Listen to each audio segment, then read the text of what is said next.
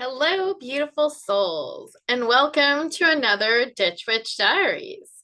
This time we are talking all about tarot once again, and we are talking about the Emperor card. So, in many ways, we are making a little bit of a shift from all that feminine energy and that we've been going through with the High Priestess and the Empress, and now we are going to get right into the Emperor. So, let's go. And here we are. I am so excited once again, at the lovely Tarot the Emperor image that we have in Art Nouveau style. And what a great emperor he is. So, what are the origins and the evolution of the emperor? Because with the Major Arcana, that's where we want to start. We want to scale it all the way back, and we want to look at what were those original tarot images. What were they showing? What were they displaying? The earlier images before we got to Rider Waite. So first of all, it was called L'Imperator or L'Empereur, right? So it was always the emperor. We don't, and pretty much we see that consistent. There is a little blip, but we'll talk about that. But it's not a card that changes a whole host, like the High Priestess was the Popess, whatever. But now she's the High Priestess. So now, okay, so today we don't really know emperors, right? We don't have any emperors in our midst. We know nothing of emperors. And so we look at this card and it can be kind of out of sorts with us because we don't know where to put it in the scheme of things. We don't have that concept really in our milieu as people that grew up during this time period, except for in history books, right? So when these cards were busy being created and born all throughout the 15th, 16th, 17th centuries, there were emperors, okay? From Charlemagne, and then for 1,000 years forward from Charlemagne, all the way for 1,000 years, we see emperors. And the emperor, so when I started out, I kind of said that we're shifting energy, but really the emperor is going to stand in opposition to the next card, kind of how we took the Empress and the High Priestess and looked at them kind of together and in opposition to see the two aspects of the female archetype. Here too, the an emperor stood opposed to the Pope, or we have the Hierophant next that we're going to look at. The Holy Roman Empire stood opposed to the Pope, but they were still an arm of God. That's the thing too that we have to remember. Even though the emperor stood opposed to the Pope, he was still considered an arm of God, just the secular arm of God. This emperor, the early emperor and emperors in general, right? The nature of the emperor is that they have this availability for them for benevolence or tyranny. And we see them both through history. What we do know is that emperors are generally strong and authoritative. And like I said, there was that weird blip in time where our emperor kind of changes a little bit. And he becomes a Moor in some cards. And also in some cards, we'll notice that his legs actually mirror that 4 that is his number. So there's, like, we're going to look at some of these early cards. And there we see that 4, right? Really mirrored there, as opposed to how we see him today. And here's some early cards, and he's surrounded now. And I like, this is a very interesting idea because if you'll notice, I look at this as a card of triangular power along with the Hierophant, and it's just a masculine base of power that we are involved with. That's why we have patriarchy, quote, is because that's the power structure that is in play right now at this time in the Western culture. And what it is, it's a very triangular sort of power structure. And you can see that mirrored in both these cards, and especially with this, you can kind of see, like, with the head being the top, all the way down to the people really at the bottom. So it's kind of forming with his arms like this downward triangle.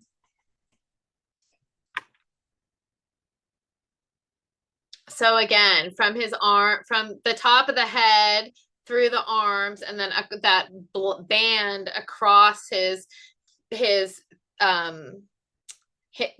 forms that triangle again. And this, they kind of took that away with this, and they made it the 4. So either way, that is the 4 as well, because you'll notice now his legs are creating a 4 in the picture now. There's one that kind of doesn't really do either. Now that I've said all that stuff. And same with this one. This is like an interesting little look at Hierophant. I love all these different images. And then there's the image of the Hierophant, or I'm sorry, the Hierophant. I keep saying that. And sometimes I do that. You'll notice I'll get stuck on another word, and then I'll repeat that word over and over again in place of another word. It's the Emperor. So let's scroll. So we see the Emperor in with the 4. It's the Emperor is the 4. And then we go again, and this is when the Emperor becomes the Moor. Like I said, for a time he became a Moor.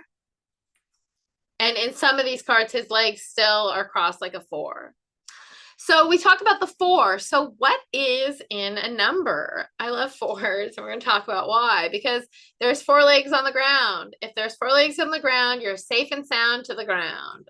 4 legs of a table, steady and stable like a table. So that's 4 is safe and sound and on the ground. 4, steady and stable like a table. There you go, 4. So 4 is a symbol of wholeness and totality of the human dimension. The square, it's law and order, and its square is the law and order that's imposed on the garden of the mother. So think of the mother or the Empress as having this like wild, untamed garden that's just like, you just want to like, just captivates you. And then think of these like square like plots. So that's what the 4 is. 4 is the square. It is, so also it could be 4, I've heard 4 is described as past, present, and future, and it's grounded in the 4th plane of the real life space. So it's the 4th grounding that draws it right to the ground of space. It's man's orientation to reality as a human. So it's very much centered in this world, and it's different than it's something altogether different than like what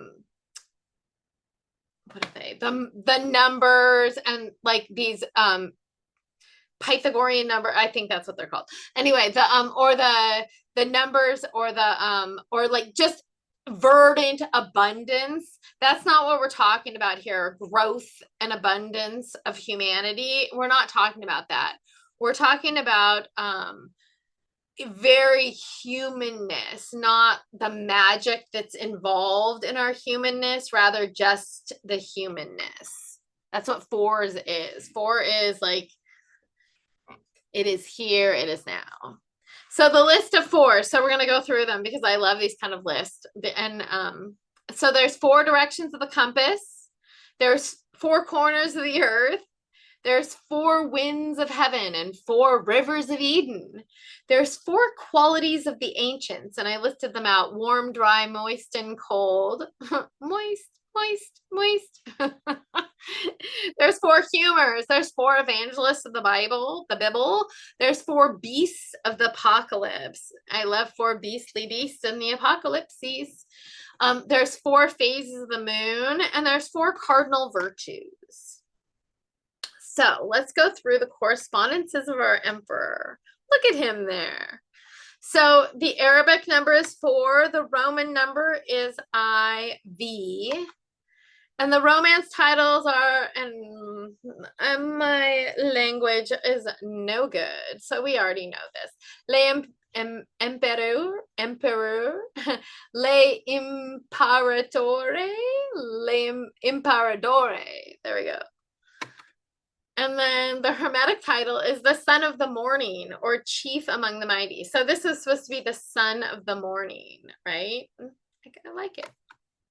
Planet is Aries, and of course it is, because we see that ram symbolism all over the place in this card anyway.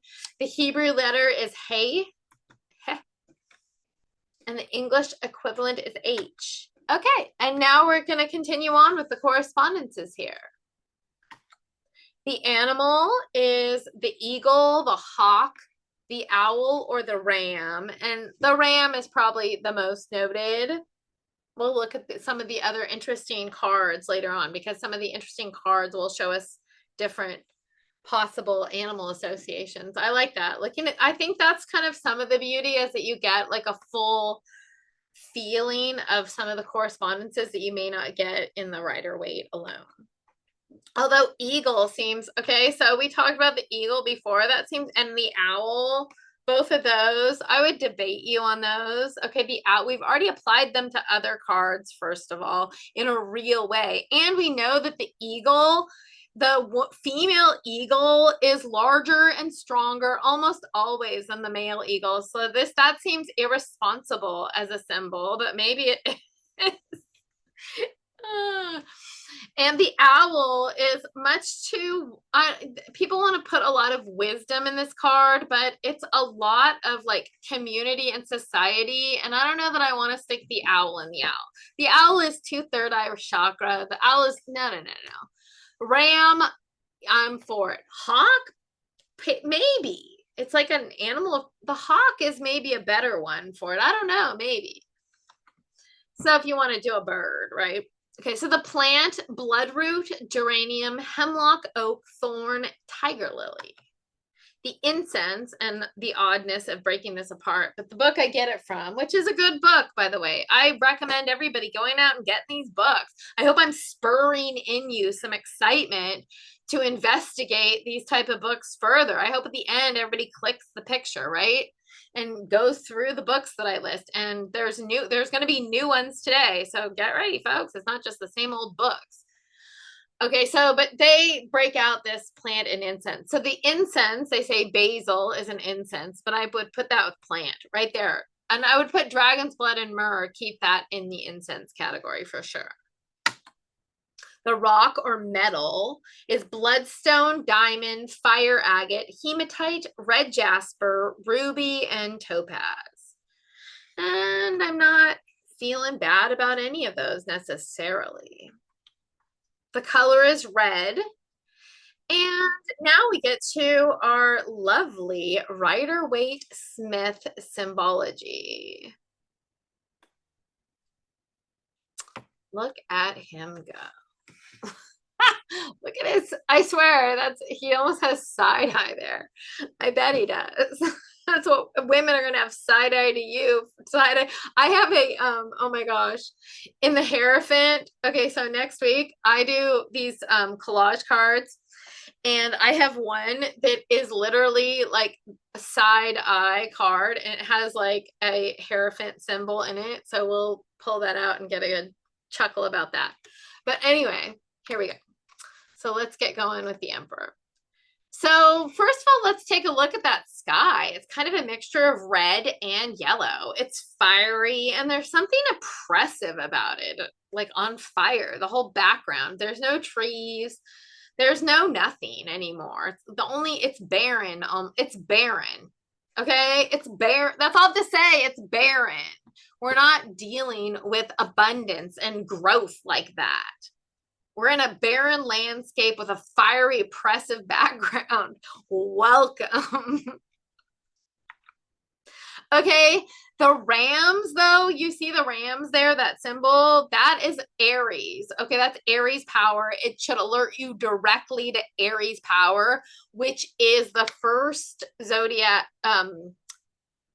sign, and it's just a ball of energy. It is like, it is fiery. It is hugely like, if you need that, that's, geez, Aries energy can be great or it can be not so good.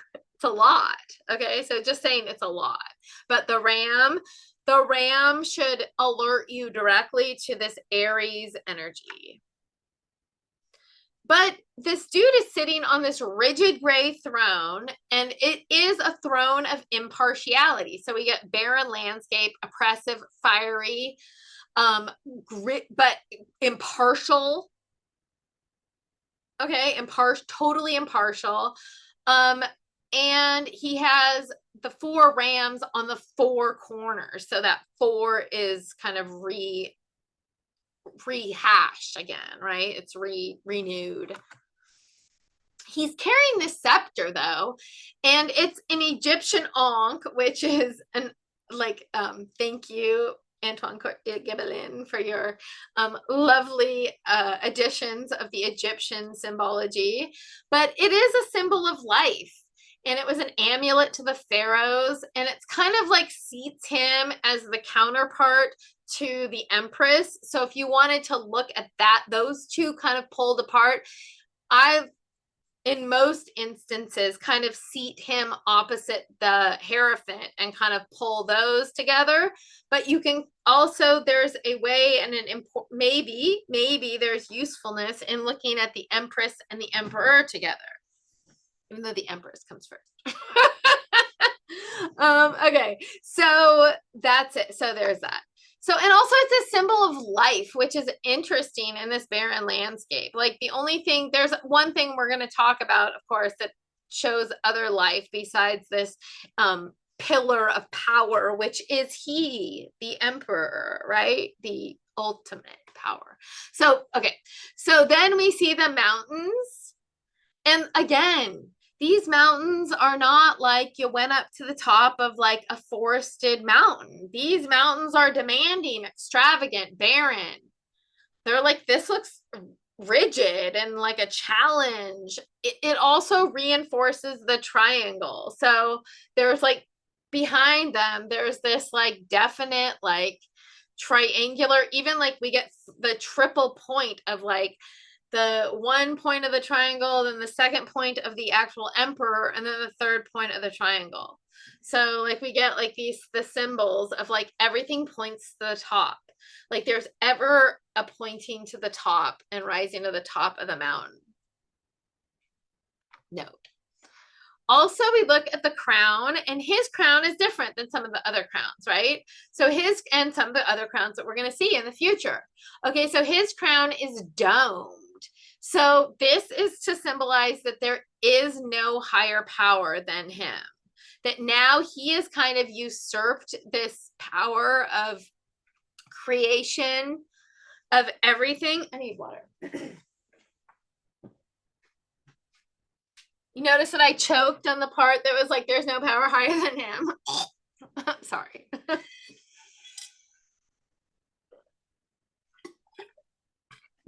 Okay. Another thing to note too is that on the Tower card, this domed kind of crown is also featured there. So that's an interesting piece to note. He is wearing this cloak, right? And it's red is also symbol to Mars. And it's also though about lifeblood. Like that's the only lifeblood really that you see here. This red is on him. And it's over now. Okay, so if you look, that homespun garment that we saw both on the magician, the fool, and then the magician is now replaced. So he's wearing a blue undergarment there on the top sleeves, and it has replaced the white homespun garment. We also see that he's holding a golden sphere, which is not the same sphere that the Empress was holding in some of her earlier imagery. He's holding, this is considered a sphere that denotes power over the world or authority over the world. Every time I say that, I'm like, I like barf a little.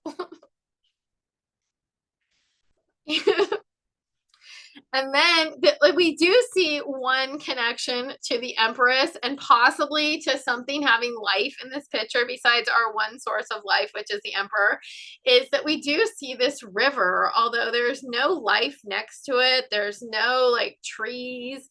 I don't know if it's like a healthy river, but it is a direct connection to the Empress because remember there was that river in the Empress. And so maybe it's like the Empress is like his blanched floor. Like it's like the savior is like your savior is like behind you, like you're ignoring it, is like this connection to the Empress. Like it's super Blanche Floor. And if you don't know who Blanche Floor is, go look at it. And also to note that this is not a raging river either. It's like a small trickle that's barely running. It's like this little teeny crick behind him. And barren again. Is it poisoned? Why is there no plant life around here? What's going on with the Emperor and his like anyway. So then we do see that he is wearing armor, and in this image it is only on his feet. And as I was looking and thinking about what this might mean, I think it is a reference again to Aries, and that also this idea that the Emperor is always a warrior, that there's this idea about war and about being a warrior that is endemic to this part of the male experience, which like I said, we're going to talk about who the Emperor is, but I feel like this is a direct connection to fighting and war and what I mean. It's heavy armor that you only wear during war. So there you go. The Emperor is always a warrior. Okay, so now let's take a look at the Emperor through a Jungian lens. First of all, like I've been hinting at kind of, the Emperor is part of the dual prongs of the male archetype that is in the first part of this Major Arcana. And really the women have two and the men have two. And so the women, and it's more than like a women's or men's. I would say it's more like a masculine or feminine power. It's more, or like even more like yin and yang. It has much more of those Jungian archetypal overtones instead of like a genital, like what's your genitalia. So that's what I'm talking about. I'm not like looking between your legs and saying, if you have certain genitalia, then the Emperor is your card. Don't read that. Don't read that. And what I'm saying is that there's a binary that we have seen in most of the world, that binaries, masculine and female energy. But what I'm saying right now is that the masculine or male archetype in our world is broken up into two pieces. That's what I'm saying. And one of them is right here in the Emperor. So again, if we're looking at this in binaries, we see the female is yin and internal too. So we've moved from an internal place. That's what I'm talking about. We know that women aren't internal, okay? But if you look at feminine energy, it is as yin and internal. Now we're making this huge shift to this yang, external, Aries energy, this fire. So now let's pull it into this myth of the wasteland that I've kind of been teasing around with in that book. This one, I'll pull it out again. And I'll stop it so you can see it again. So if you're interested, especially if you're a man, if you're a man and you haven't done this, I don't want to shame you or anything, but if you're a man and didn't hop into some junior college class where they were, it's some junior college English class, because like we just hop in and out of those, right?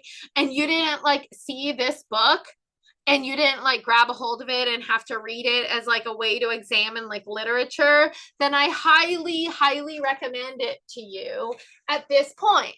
Okay. And let's see. If you're older, you may want to give it to your younger gentleman because it kind of hits more home if you're younger and can kind of play this out in your life a little bit more, right? If you're older, you kind of look back and be like, oh, I wish I'd have known this stuff, right? Okay, so let's go on. Let's share a screen again. Where are we?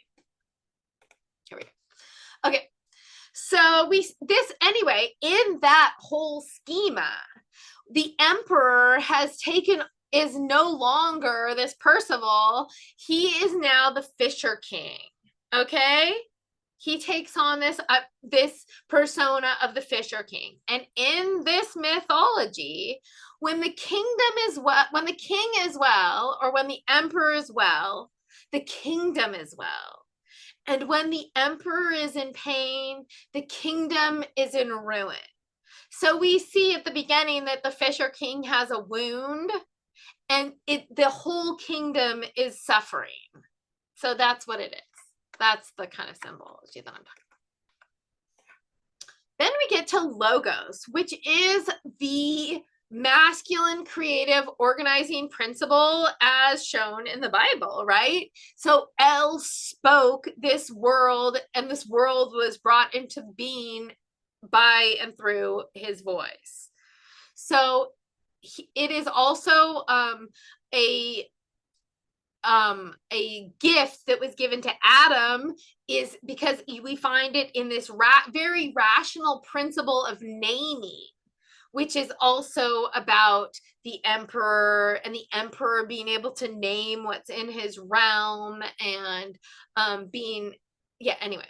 So man names his world to bring it under his jurisdiction, or the emperor, or masculinity, or the male archetypal masculine energy. Geez, you know what? I'm just thinking people get really bent up about things. And so I hope everybody's not so bent up. I can if you want to, we can duke it out about getting bent up if you want, but I'm not. So also the third kind of Jungian lens we can look at this is the lens of the father, right? So it is he, the father, to Mother Nature Empress, right? So he's teaching us something else. He teaches us rules. He teaches us social rules of society. It's like Father Earth, okay? But that could be that could be good or that could be bad, because also Father Earth is also one who the goddess cult dismembers and spreads on the field for abundance. So either way. So what we do know is that the emperor is about power over. And we saw that in the triangle, and we see that in our society. Our society is built on power over, with we're going to talk about it. So, and the difference, and we're going to talk about power over, and we're going to differentiate it between two things: power from within and power with others. Okay, that's very different, and it's not triangular shaped. It becomes power with others becomes very circular. So power within we can look at, and then I want to tell you power within is the power of a seed to turn into a mighty oak. It's like the power it's just within. Okay, the emperor though is not that power within. The emperor represents outward culture, and especially a westernized culture where white maleness is indelibly tied to your inherent worth and value. Okay, so it is only in that schema where power over others is legitimized, and actually that's the way things work. So you know what, if like a white male godlike ruler frightens you, like it probably should, but that's kind of where we are, right? So let's just accept it. Like that's our culture. The emperor represents culture, like society. And by and large, the Rider-Waite tarot was born in like a westernized culture where the gnarliest emperor they could dream up was a white man, an older white man. Go figure. But there's more to this idea about power over than you might think. So you just think, okay, he represents a society, and our society is all about power over, and that's the way he works. And we're going to talk about how that works, right? But I want to just alert you to these things. To operate even in our society right now, you have to we have to become ever more estranged from everybody else. Like, I'm not sitting here talking to you in a group. I'm sitting here over across a faraway distance, maybe, and you're listening to me, which may be good or bad, but I don't know who you are. You're just an atomized, like, I'm just to you like a you're mechanically interacting with this format that we have now on a computer. And the more our world grows and the more higher up you get in these power over, you have to see people aren't people, they're shares in companies. We're not dealing with people anymore. So we start getting our value from like an outside standard. So that's how we can judge people, because really, if we're thinking about it, if we're having we can't have value coming from inside us, right? We have to be told like what is important in our world and what must be valued and what needs to be prioritized, and we always know it, and we see it and we can feel it in our world, that the emperor figures move us around like pawns every day. I mean, don't you feel it? It's like we're just consumers. That's the best one. That's what we are. We are atomized, non-living, mechanically interacting consumers. Welcome to the emperor, okay? So what are the symbols of the emperor that we can see right here that I've kind of been alluding to? Okay, the military, the government, the corporation, all of these are the emperor, okay? The military, the government, the corporation, emperor, emperor, emperor, okay? They are all triangular, okay? With one person at the top, like the commander-in-chief, the prime minister, the CEO at the top, the general, everybody must answer all the way up to the top. So the emperor is the power of the prison guard. It's the power of the gun. Okay, one person is on top, okay? Think about it. That's our society. That's us, right? Okay, that's how we live. The emperor is all those laws and rules of our society. He punishes. He used to punish with physical sanctions. We're going to talk about why that may not be the case anymore, but certainly with economic sanctions, maybe some physical sanctions, but they're not the same ones as before, right? So it goes further, because power over is so much a part of our society and our culture, and the emperor is such a symbol of this that we have all embodied this. We don't need public hangings. We don't need the emperor to put people in debtor's prison anymore. Why? Because we self-regulate. We self-discipline. Okay? We know who the real emperors are right now, right? They're the people that own everything. Okay, they are the real emperors, and we bow to them every day in every way. Okay, they have power in a real way, and it's always triangular. Okay, but think about it. The emperor isn't about a person, though. I say the real emperors. The emperor is a card, an archetypal card about masculine, not okay. We've talked about this, male individual versus masculine. It's a masculine power structure that's triangular. that is completely our society. That is the emperor. Completely our society. It is not an individual person. It is not, it is like everything that this whole society is, the outward symbol of this society. So now, before that, we need to take a breather. We need to look at some varieties of emperor before I go any further onto like what the emperor card is and is not. Okay, the emperor varieties. Let's look at them and see. This is the Tarot of the New Vision, and I should add a new animal in because look at that. The emperor is the we see the turtle, which is a different one than we've even listed. I need air. Okay. It's hot, hotter than Hades in here. It's like that. It's like it's, you know what, how hot it is? It's like I'm in the Rider-Waite Tarot Emperor card right now. Woo! Okay.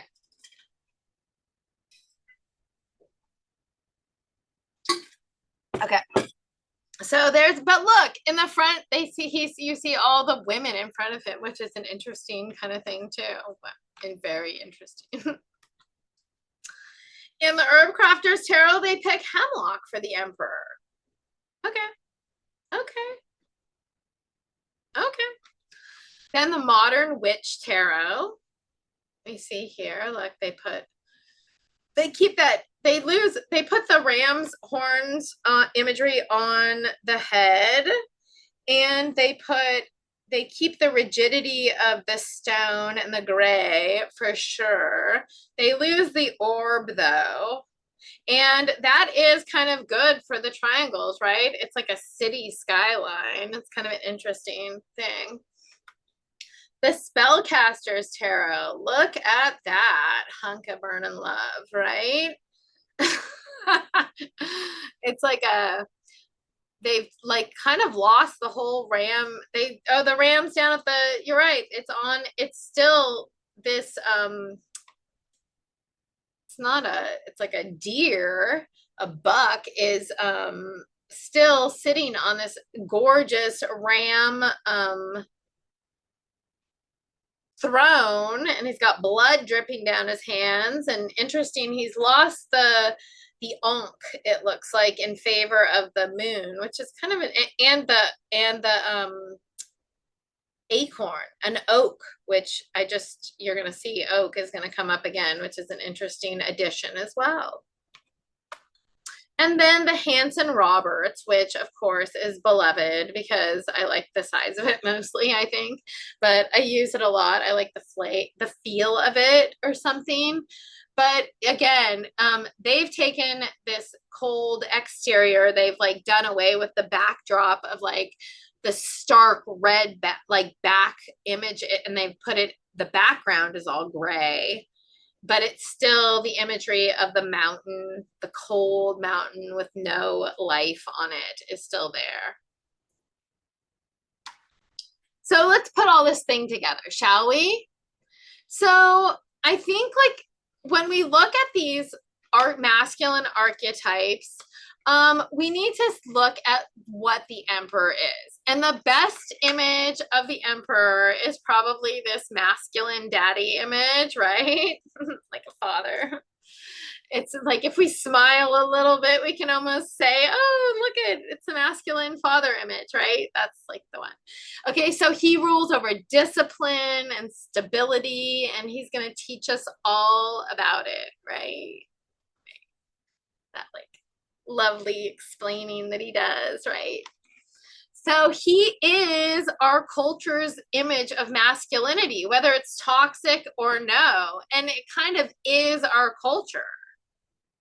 It is our culture. Okay, that's what the emperor is our culture. The emperor is he. The emperor is society, and it's specifically the way that the Western society is, with this white old man firmly at its center, and it's the symbol of everything that means, right? The way that this power works. Okay, that's what this represents, the symbolic power structure. And we're going to see it again. that symbolic triangle is not going to end with this. Of course not, because this is a power structure that we see. This is the way it works. It means that that it's all about this culture where we're estranged from each other's humanity, save this little trickle of a creek. It's all about this idea of outward power. And this outward masculine power has declared itself the supreme emperor, even above the empress in our culture. Heavenly Father, right, is like the head honcho. Who talks about the Heavenly Mother? Barely anybody. Like the Mormons. And believe me, that's like the most. Okay, I have a special place in my heart for those Mormons, I tell you. But one of their most beautiful images, like of when I was a child, was always that they even had the idea of a Heavenly Mother. Okay, and that's like a beautiful idea. But in our culture, like so much has the emperor declared and the Hierophant declared their omnipotence above the empress and the high priestess that they aren't even there in our culture. Like it's only the emperor. Welcome to emperor energy, right? It's and it is by that standard that everything in our culture is measured. Even more so, this whole thing is the top-down triangular societal structure. This outward masculine energy. If you get this card, perhaps the energy benefits you. Perhaps you're embroiled in this. We all are. How can you not be? We live in this culture. So if you get this card, you really need to examine where this energy is coming from. What are you involved with that is super triangular, that may be like getting you down, right? It may be benefiting you, like you climbing to the top of this thing, but you are involved in this energy, like government, military, CEO. That's my favorite right now. CEO. Okay. It brings the energy at the head of this whole mess too. So it's that energy of power over is present. And that energy is rigid. It's ruly. It's rules, law and order, discipline. Okay, so like go read the 48 laws of power and act accordingly. That's kind of what it is, right? Always manage your reputation, always like kiss ass to the person ahead of you, like all sorts of like things that like will tell you how to put together this thing, right? So we got that. The whole thing put together is that if you get this card, it's all about that, your world, this outward energy of our society, masculine power over, but strong, right? So what happens if you get it reversed? What happens if you pull the reverse of the emperor? So what that means is that your outward world may feel real kind of empressy and fluid, right? Dynamic, abundant, and fertile, maybe even emotional. You may be like seeing emotional things around you. Okay. But if that's happening and your world is abundant around you and you get this reversed, you're probably having a hard time making sense of any of it, because your internal world right now is so rigid and structured and rule oriented that you can't even make sense of all this stuff going on around you. So whether you're going to lean into this or not is going to be dependent on what the rest of the cards say in your spread. So remember how I look at the reverse cards is that it's not happening on the outside, but it's all happening inside and not on the outside. So I usually emphasize not on the outside. So that's what this is. It's that on the outside, you're not seeing emperor energy at all. You're seeing circular energy. You're seeing emotion. You're seeing abundance and growth and green and the type of growth that's like from a seed, right? Okay. Alternatively, but there's another kind of way to like look at this too. It could speak to a need to accept the exponential power of her and the power with energy that's all around you. So you should stop seeing the world with such rigidity. You're being called to the primary, to her, to mend your internal rigidity. The only thing stopping you is your internal sense of like this is how it's supposed to be done. I have a triangle world. This is our world is in a triangle. It's your ideas of rules, your ideas of structure, and you needed to be at the top maybe, or even follow the person above you or at the top. Like some organizations are always demanding it that you follow the next person above you. And so there's all these, like, I love triangular groups that like, especially triangular groups that call themselves circular groups. What this is calling you, if you get this reversed, it may be telling you that you need to stop with this kind of thing. See the world as a circle. See the power all around you that you can work with and be with.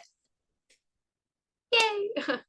So these are our sources, and I want to note out some of the things that we use because I'm going to talk about them. So for a second, kind of you'll see the normal host of players in there, right? And then you'll see Foucault, and Foucault is a jackass. So I want to like alert you, he's an epic jackass in human beings, but he was also a philosopher, and some of his like ideas about how power works are really interesting, and they really like give some light into like how we discipline ourselves and we don't need like public hangings. Go read Governmentality. It's really interesting. Anyway, even though see what you can do with the mess of who Foucault is. And then I also want to alert you to the 2 Starhawk books that are down there as well, because she talks about power with and power over and those kind of things as well. So that is that. And I'll stop my share. And I'm so glad that you joined me, and I will see you at the next Ditch Witch Diaries.